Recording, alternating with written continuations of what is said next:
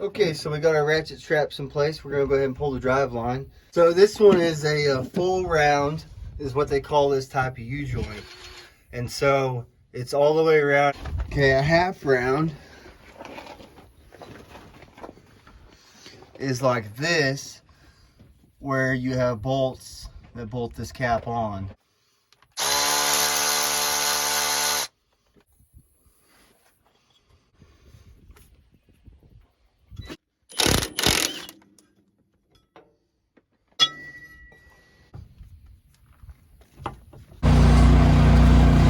We got our big tools out. I'm gonna go ahead and zip this thing off.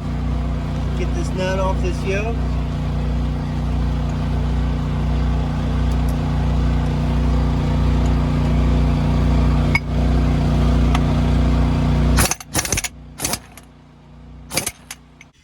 All right, we got the nut off there now. So now we'll go ahead and pull this off.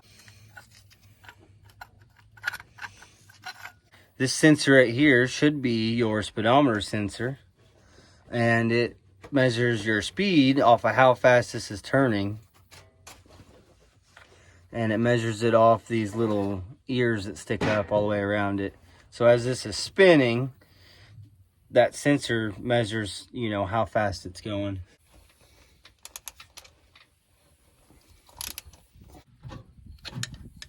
Okay, speed sensor is out of the way now.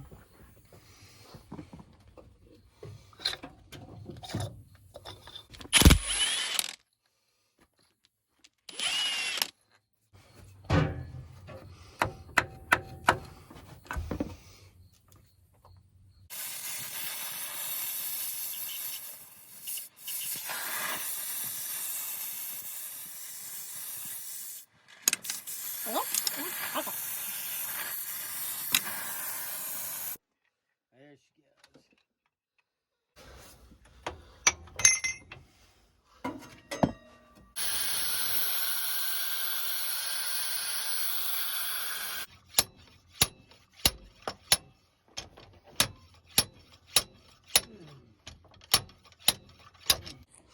Okay, so we got the old one out with some treble. That's what's left of the bearing. And that's the cage off of it. I had to cut the cage off and had to heat it up, and then it still didn't want to come off. So I wound up just cutting it off, which is a little bit of work in a hole. And so we're getting the new bearing put in slowly. It's a press fit, so it's a little bit of a job to do it, you know, out of the shop. But we're working on getting it put back in. So we'll get it put in, and then we can move on to the next segment. Okay, we got our bearings all into place where they belong. And just need to clean up this gasket surface. Okay, we got our housing put on. We're gonna pop the bolts in it.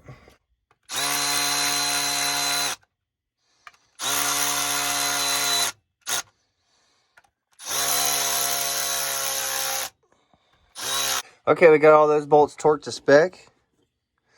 And so we'll slide our speedometer piece in.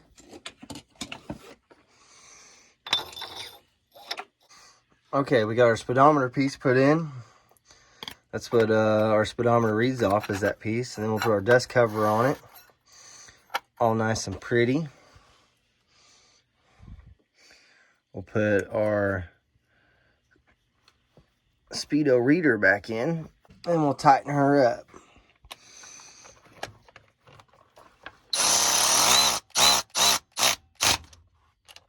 Okay. And grab the plug, feed the plug back through here. Plug it in. Boom. Now the only thing left is our yoke. Okay, we got our yoke put on. Putting our new nut on it. You always change the nut when you do these, because it's got Loctite and stuff in it, and they're kind of just a one-time use deal. So you just put a new one on every time you do this. And then we'll get it torqued down to spec, and we can put the drive line back in it.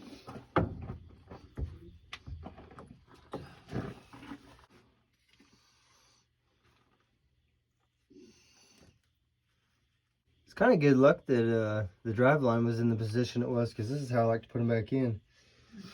It's the easiest, I think. Yeah. And they're just, Up and down. yeah, right up and down. I planned it that way when I parked it here last night. Yeah, you planned it. Oh, that's the wrong socket. Oh boy, I lost the socket. Grab the bolts. Put the bolts in it.